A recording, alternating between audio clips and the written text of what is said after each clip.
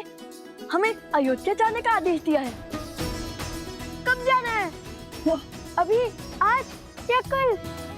अति शीघ्र। वहां अश्वमेध यज्ञ आरंभ होने को है।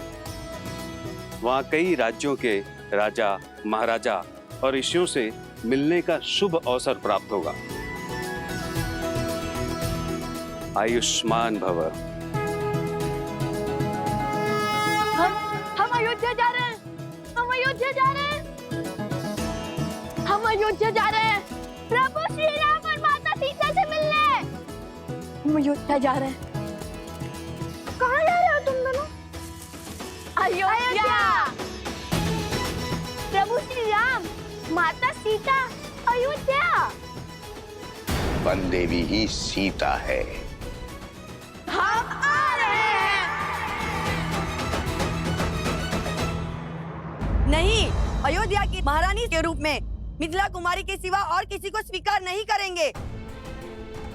हाँ, तुम बिल्कुल ठीक कह रही हो। हमारी महारानी देवी सीता ही हो सकती हैं। हाँ हाँ, सीता ही हो सकती हैं। महारानी सीता थी, महारानी सीता थी, महारानी सीता थी, महारानी सीता थी।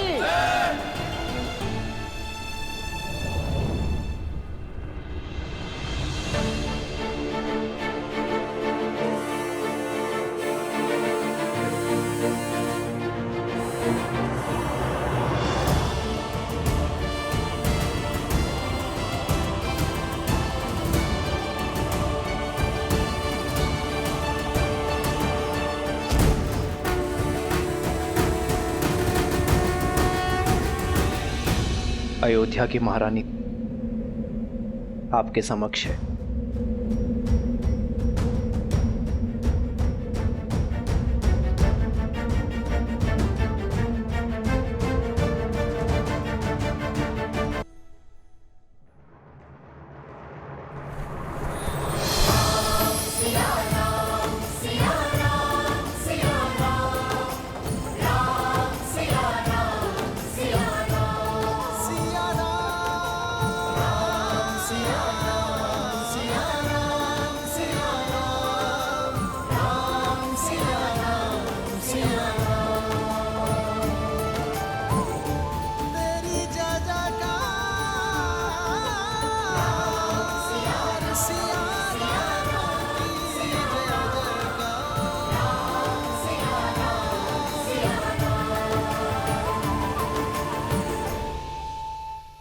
कर्म, शब्द और मन, ये तीनों मानव जीवन के अभिन्न अंग हैं।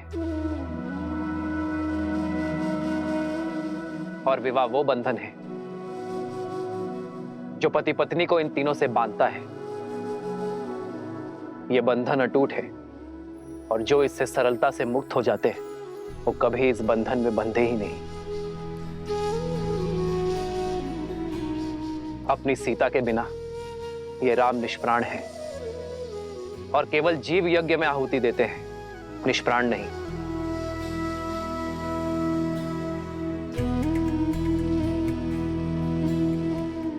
मेरी सीता मुझसे दूर अवश्य है, किंतु यदि मन एक हो तो तन की दूरी अर्थहीन हो जाती है। बिना कुछ कहे ही पति पत्नी शब्द और कर्म से जुड़ जाते हैं। मुझे अपनी सीता पर पूरा विश्वास है कि मेरी सीता जाग कहीं भी होगी, वो इस अश्वमेध यज्ञ में अर्घ अवश्य देगी। इसलिए मैं अपनी सीता का स्थान किसी और को नहीं दे सकता।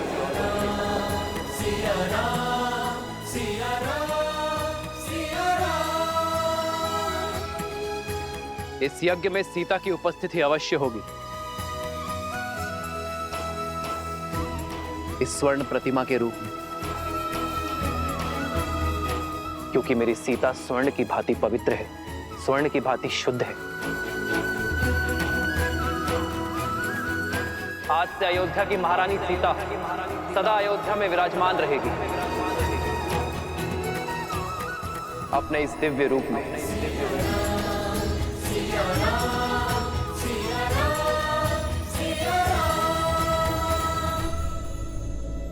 अब आप सभी विद्वान ये निश्चित करें कि मैं इस यज्ञ में आहुति देने का पात्र हूं या नहीं?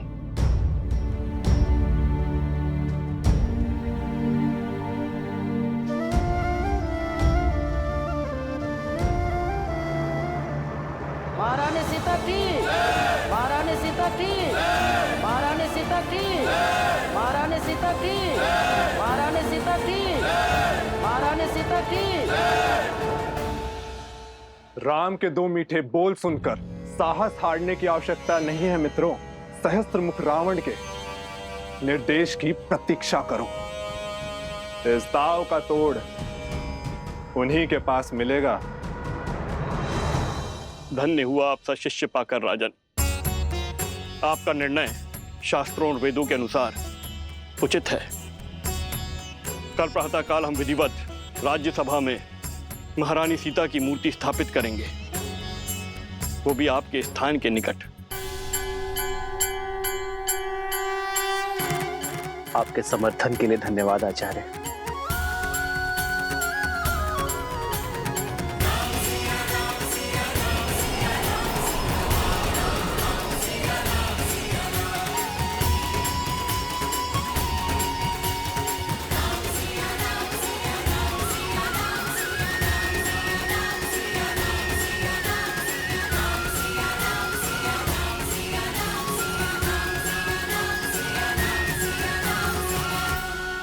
और स्मरण रखना पुत्रों, श्री राम की जीवन यात्रा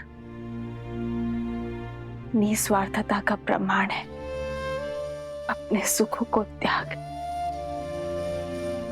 प्रजा और राज्य की प्रसन्नता के लिए अपनी प्रसन्नता का त्याग और बलिदान का उदाहरण है। समझ गए माता, समझ गए। किंतु जब से हमें अयोध्या जाने का अवसर मिला है, तब से आप हमें त्याग और बलिदान के बारे में क्यों बता रही हैं? जो सत्य है वही बता रही हूँ। अच्छा तुम पूछो, तुम क्या जानना चाहते हो? अयोध्या को, उसके बारे में बताइए ना। उसके मार्ग कितना विशाल है, वन उपवन, उन सब के बारे में बताइए ना हमें। सब मुझसे ही पूछोगे या स्वयं जाकर भी देखोगे? माता, मन में एक प्रश्न आया। नहीं नहीं, तुम्हारे प्रश्न झेलने की क्षमता नहीं है मुझ में। मैं सोमकरण को बताता हूँ कि हम कल प्रातः प्रस्थान करेंगे। जब से मिथिला से आया हूँ, तब से ही प्रश्न सोच रहा हूँ कि रानी सीता, नहीं, माता सीता श्री राम के साथ वन में गई ही नहीं होती तो लंका प्रसंग बनता ही नहीं। ये नियति थी, योजना थी, या श्राप था, या आशीर्वाद था? ईश्वर का काज ईश्वर ही जाने। किंतु श्री राम और महारानी सीता के लिए लंका प्रसंग उनके प्रेम का प्रमाण था। मानव जीवन में हर क्षण कुछ ना कुछ घटना घटती रहती है, किंतु पति पत्नी उन प्रसंगों में अपने पराक्रम, अपने प्रेम की किस सीमा को लांघते हैं, वही उनके साथ का, सामर्थ्य का और संबंध का प्रमाण है। अर्थात श्री राम की महानता, उनकी पत्नी महारानी सीता भी बराबर की भागीदारी है। वह प्रभु के दर्शन के लिए उत्सुक था, किंतु अब अयोध्या जाकर माता सीता के दर्शन के लिए भी उत्सुक हूँ। श्री राम और महारानी सीता बहन थोड़ी ना है कुछ। श्री राम के दर्शन में ही सीता जी के दर्शन समाये, और यदि अयोध्या जाकर सीता जी के दर्शन प्राप्त ना हुए तो हट ना करना पुत्र, समझे?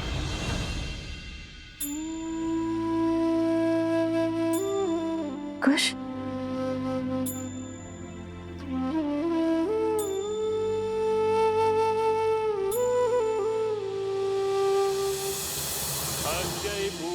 प्रतिष्ठन्तु अस्यै पूर्णा शरन्तु च अस्यै देवत्वमर्चायै मामहेति च कश्चन। ओम श्री मन्मना गणाधिपते नमः। प्रसन्नो भवः वरदा भवः।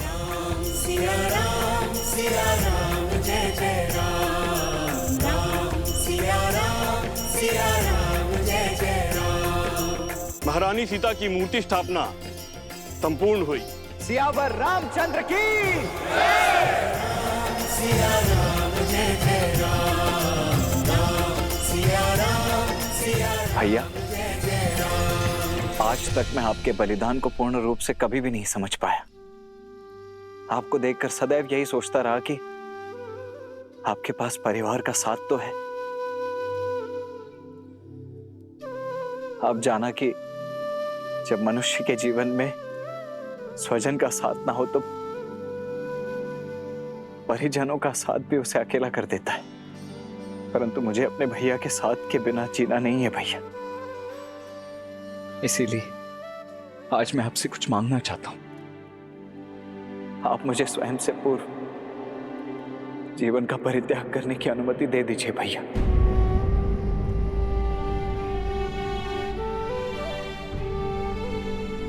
लक्ष्मण,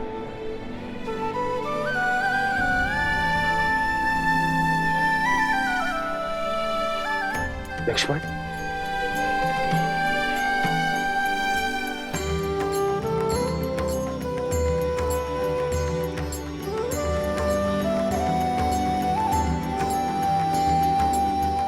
लक्ष्मण, त्याग और सेवा की पराकाष्ठा पार की है तुमने मेरे भाई।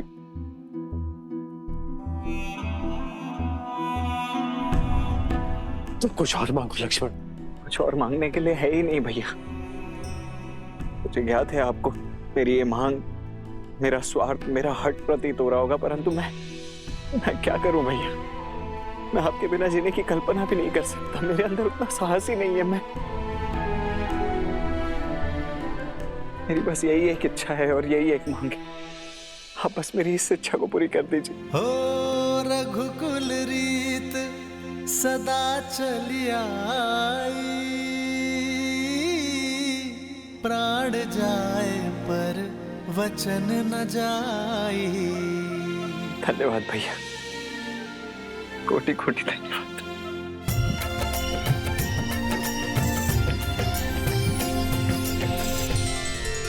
महाराज, मेरी भी एक इच्छा है। मेरे मन में सदा ये भय बना रहता है कि कहीं अपने सुख में अपने दीदी का त्याग और दुख को बिसरा ना बैठूं। इसलिए वनवास में पहने गए उनके वस्त्र को मैं अपने पूजा स्थल पर रखकर उनकी पूजा करना चाहती हूँ। वो वस्त्र देने की कृपा करें।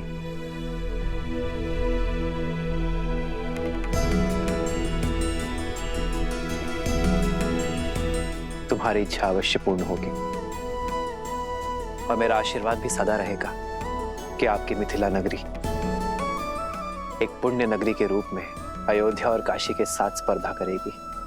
धन्यवाद महाराज। धन्यवाद भैया।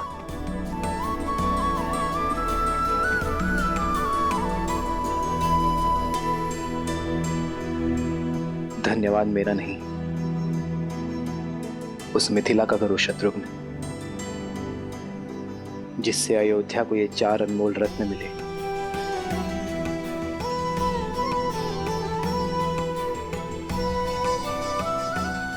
और जिनके तेज से हमारी अयोध्या प्रेम और भक्ति के प्रकाश में नहाई है।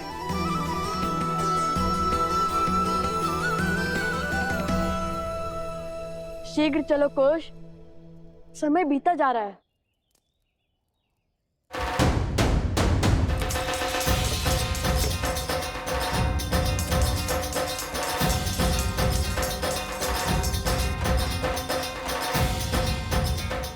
अंततः लव कुश का अयोध्या जाने का स्वप्न पूरा होने वाला है। बजाओ। ठीक है, किंतु ये बैलगाड़ी क्यों ले आए? तुम्हारे लिए।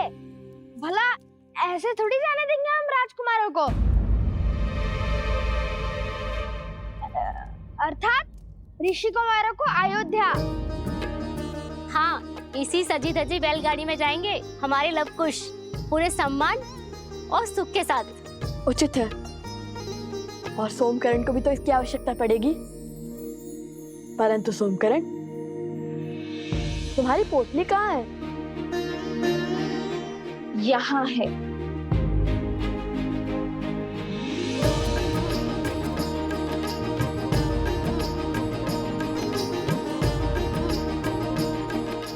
एक सोमकरण के लिए 3-3 पोटलियां। केवल सोमकरण नहीं, प्रसूता के साथ साथ तुम्हारे उपगुरु भी तुम्हारे साथ जाएंगे। क्या? हाँ, तुम्हारा ध्यान रखने के लिए और तुम दोनों भाइयों पर दृष्टि रखने।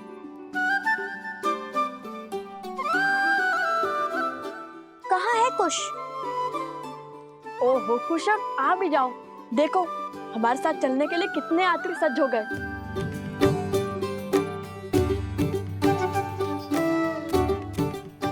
क्षमा करना, थोड़ा अधिक समय लग गया। ये नया धनुष किसके लिए? सोमकर्ण के लिए। मेरे लिए? हाँ, हम तो गायन और कला में लीन होने ही वाले हैं। कदाचित तुम्हारी रक्षा ना कर पाए। हर बार की भांति इस बार स्वयं अपनी रक्षा कर लेना। तो क्या हम अपने अस्त्र साथ नहीं ले जाएंगे? वीणा बजाकर रामायण का गान करने वाले को अस्त्र की क्या आवश्यकता है ना गुरुदेव? लाइए। क्या? वीणा। वीणा तो मेरे पास है नहीं।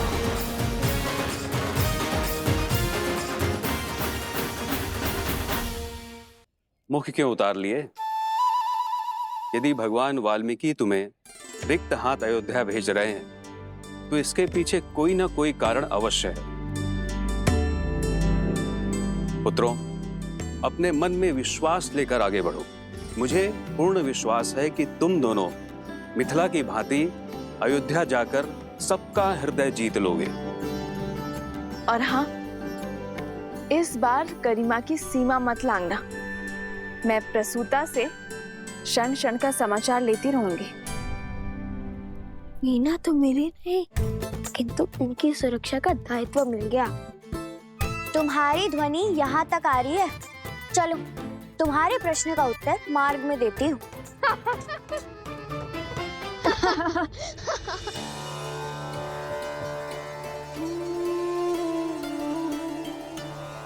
तुम्हारा सबसे बड़ा स्वप्न पूर्ण होने वाला है। जिस अयोध्या का आज तक केवल नाम सुना था, उसे देखने का सौभाग्य मिलने वाला है। धर्म की इस नगरी में बिताए एक एक क्षण को एक एक जन्म की भांति जीना। और हाँ, जब भी रामायण का गान करो तो सुनने वालों को अपने शब्दों और अपने भावों से उनकी यात्रा को सुख देना। अवश्य माता, हम ऐसा गीत गाएंगे कि सब मंत्र मुक्त हो जाएंगे, है ना कुश? हाँ माता, किंतु हमारे पास वीणा होती तो हमारा सुर और भी सुंदर हो जाता। परंतु छोड़िए, ईश्वर की लीला ईश्वर जाने।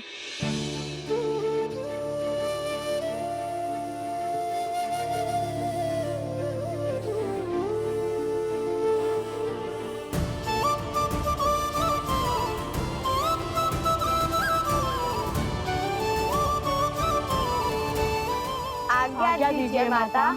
यशस्वी भाव पुत्र।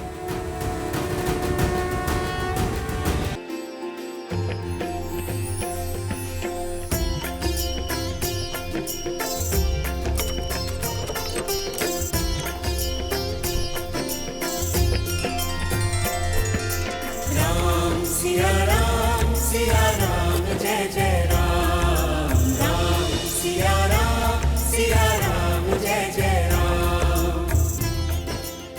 श्री राम, आज आपके पुत्र अपने घर में, अपने नगर में पग धरने वाले हैं। किंतु कितना अच्छा होता यदि मैं स्वयं आपको बता पाती कि रघुकुल के वंशज अपने राज्य में पधार रहे हैं। परंतु न जाने क्यों सुख के इस क्षण में भय मुझे खाए जा रहा है। किंतु उन्हें पूरा सत्य पता चल गया तो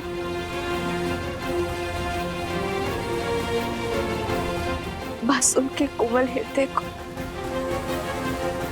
सत्य का घातक आघात ना लगे।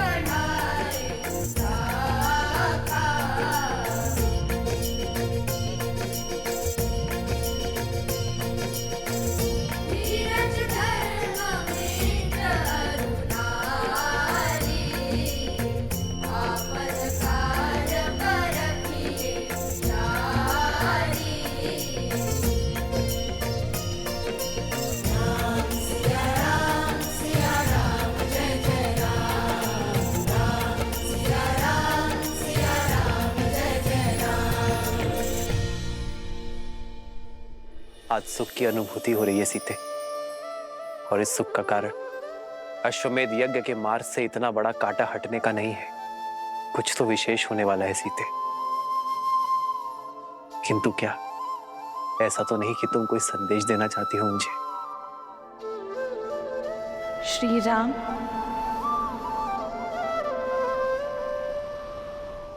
सीते,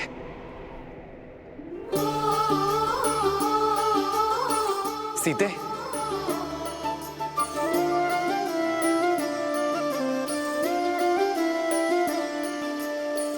जन्म जन्म का है ये संगम, राम रतन सीता वैभव धन। एक है पौरुष एक समर्पण, एक है रूप तो दूजा दर्पण।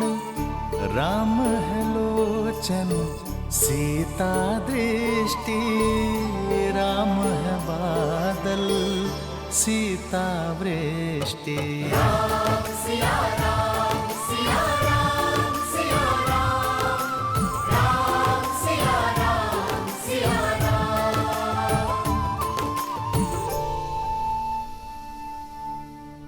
सीते, ये कैसा अनूठा संबंध है हमारा। एक दूसरे से दूर रहकर भी एक दूसरे की मन की व्यथा समझ जाते हैं, किंतु मन में भय और शंका लिए मैं आपसे कुछ कहना चाहती हूँ आर्य।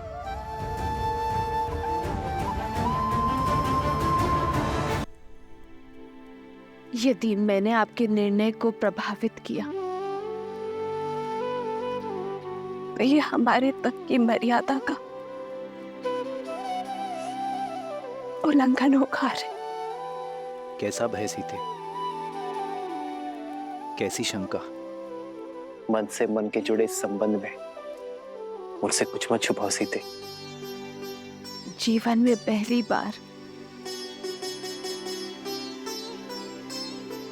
मेरा हृदय भयभीत है। भविष्य की आशंकाएं, वर्तमान को विचलित कर रही है। हमने एक दूसरे को वचन दिया था ना कि हमारे ये आत्मा का मिलन हमारे तप में वृद्धि करेगा, हमारी भावनाओं को मार्गदर्शन देगा और हम कभी एक दूसरे के जीवन के निर्णय को प्रभावित कर नियति के लेख में बाधा नहीं डालेंगे, एक दूसरे की शक्ति बनेंगे, दुर्बलता नहीं। कि तो आज मुझे भय आ रहा, कदाचित मुझसे ये प्रण न टूट जाए, कहीं मैं कुछ ऐसा ना कह दूं जो मुझे कहना नहीं चाहिए, फिर भले आपके मन को सुख मिले क्या दुख।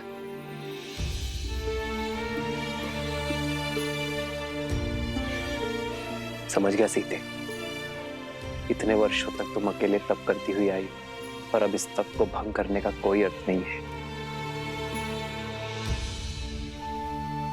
सीते,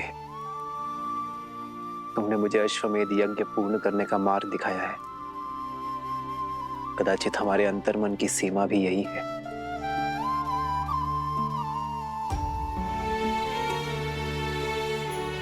सीते, यदि हमारे तप के भंग होने का भय है तुम्हें, तो हम आज के पश्चात ध्यान अवस्था में भी कभी नहीं मिलेंगे।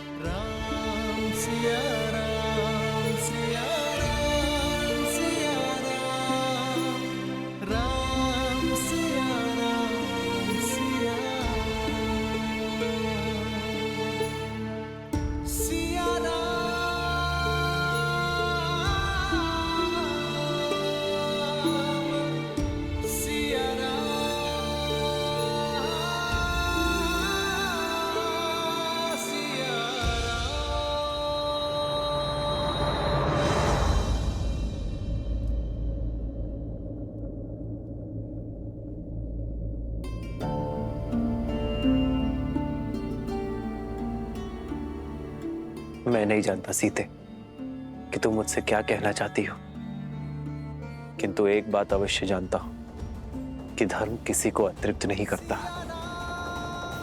कभी ना कभी हम एक साथ अवश्य होंगे सीते, सदा सदा के लिए।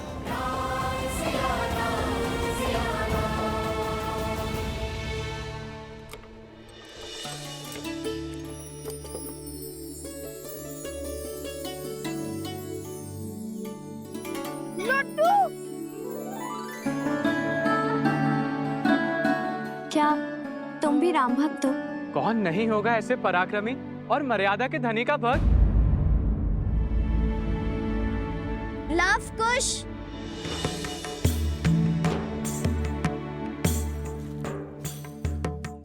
ये लो लड्डू खा लो, कब से गा रहे हो, थक जाओगे। लो। नहीं नहीं, थकान और अज्ञान मिटाने के लिए श्री राम नाम ही बहुत है हमारे लिए, और इस लड्डू की क्या आवश्यकता है।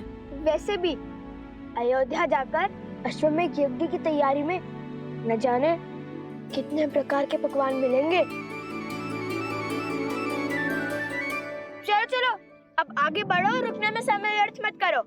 ठीक है, मत खाओ, मुझे लगा तुम दोनों को अच्छा लगेगा। माता सीता ने दिए थे ना। माता सीता ने?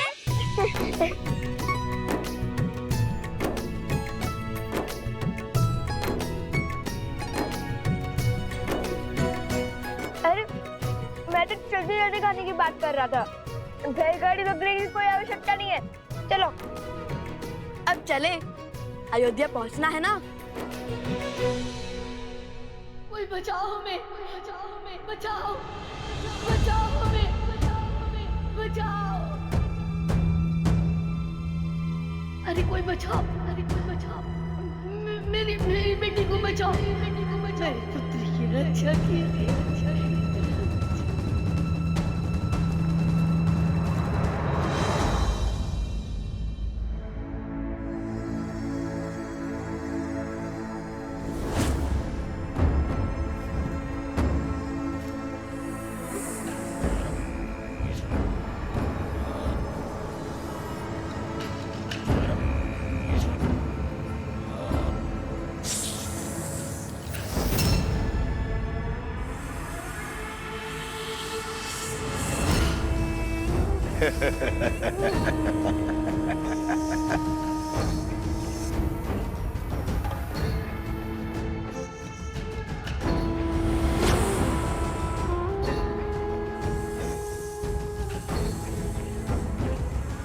सुमन रहे, ये राम की दृष्टि के सामने मुक्त होने चाहिए, ताकि राम अपनी आंखों से अपनी विफलता देख सके। किंतु आपको इतना विश्वास कैसे है कि अश्व चुनने वो स्वयं आएगा? वो अयोध्या नरेश है, और ये कार्य तो वो किसी सेनापति से भी करा सकता है। यही तो अंतर है तुम्हारी और मेरी सोच में। शस्त्र की समझ से अधिक आवश्यक है शत्रु के व्यक्तित्व की समझ। राम अवश्य आएंगे।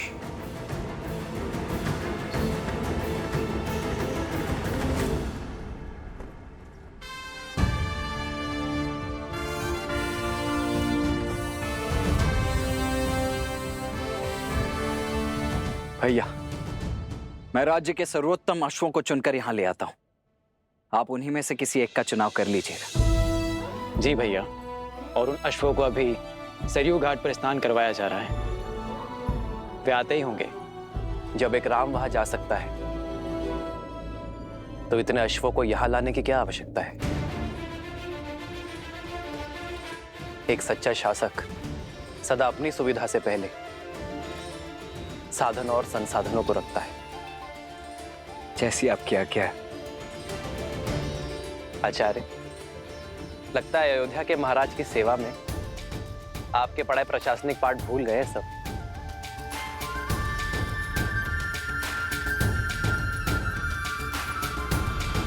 शीघ्र करो, हमें भगवान वाल्मीकि के आश्रम जाना है। सारा सामान रथों में रखना शुरू करो। कोई कहीं नहीं जाएगा। प्रतीक्षा की बहुत परीक्षा दी है मैंने, अब आपका आदेश भी मुझे रोक नहीं सकता। एकांत,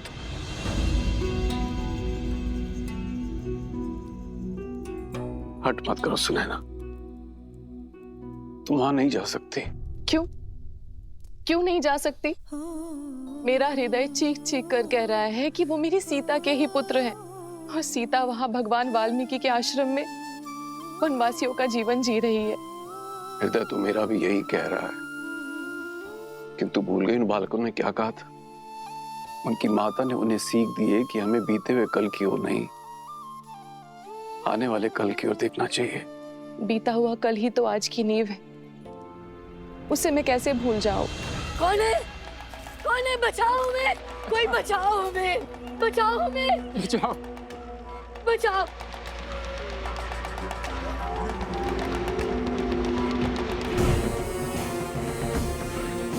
तो तुम दोनों नहीं उठोगे तो ठीक है, हम इस खाट का दूसरा पग भी तोड़ देंगे। नहीं नहीं, ऐसा मत करो, ऐसा मत करो।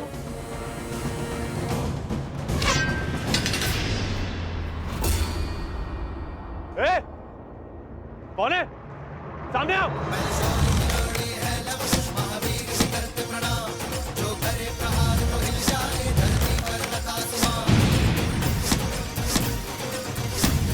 चलो देखो यहाँ से।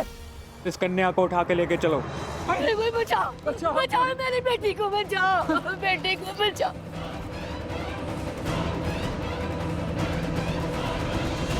सुनैना, भगवान वाल्मीकि त्रिकालदर्शी हैं, और यदि हमारी पुत्री सीता और उसके बालक उनके आश्रम में आश्रय पा चुके हैं तो क्या बिना उनकी अनुमति के वहां जाना उचित होगा? सुनैना, तुमने देखा नहीं बालक कितने मेधावी, तेजस्वी हैं, कितने प्रशिक्षित हैं। भगवान वाल्मीकि की इच्छा को समझो और उसे पूर्ण करने में उनका सहयोग दो। और ये भी तो हो सकता है कि श्री राम और सीता ने यह निर्णय मिल के लिया हो, तो हमें उनकी इस तपस्या को भंग नहीं करना चाहिए।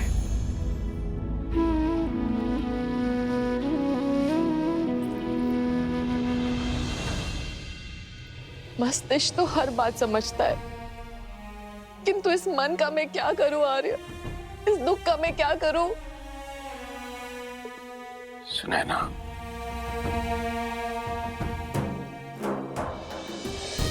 बीते हुए कल को तो हम नहीं बदल सकते,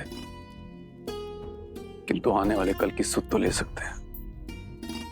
चलो अयोध्या चलते हैं।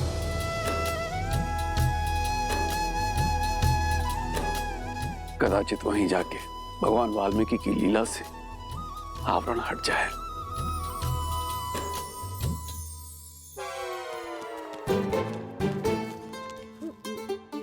तुम ठीक हो? हाँ, वो तो लव कुश ने सबको मार भगाया, अन्यथा मेरा शौर्य देखती आप।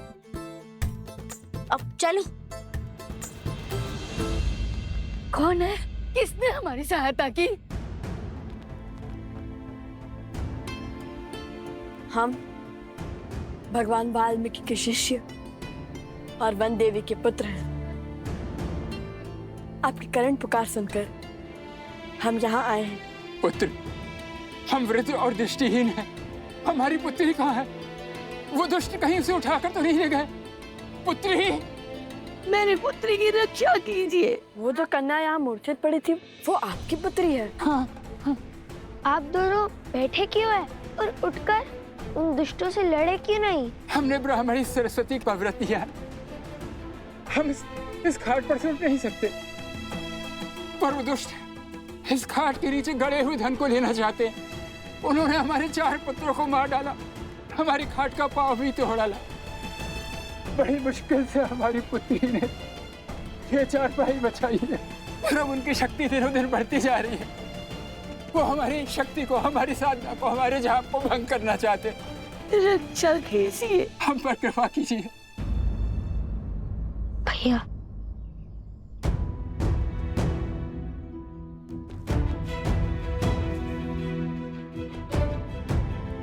भैया शीघ्र अतिशीघ्र अयोध्या पहुंचे या इनकी पुत्री को बचाएं।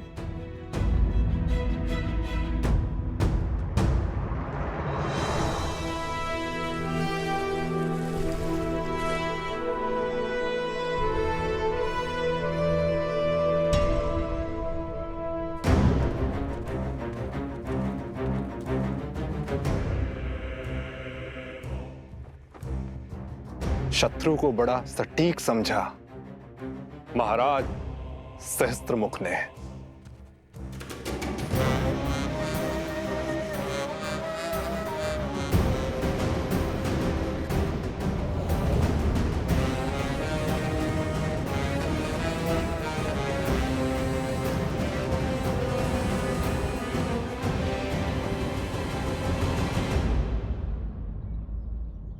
अपने आप से पूछो कि यदि श्री राम यहाँ होते तो वे क्या करते? अश्वमेध यज्ञ। यदि श्री राम हमारी आयु के होते तब वे क्या करते? वो तो अपने सैनिकों को उनके पीछे भेज देते। श्री राम तो राजकुमार थे ना। यदि श्री राम ऋषि वशिष्ठ के आश्रम में होते तब क्या करते?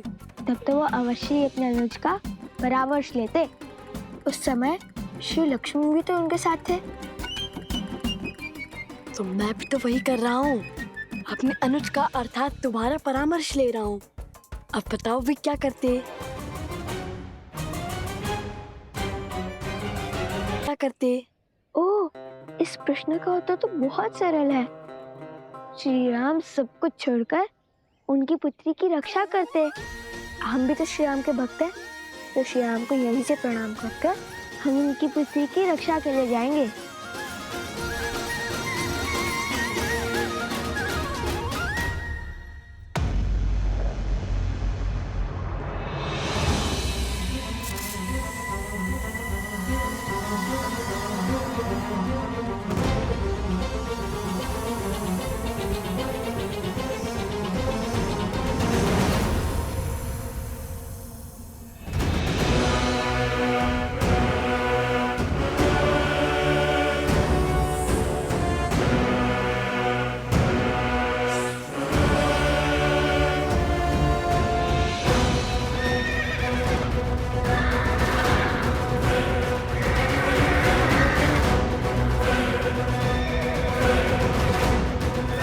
अरे ये क्या कर रहा है? इन अक्षरों को संभालो कोई।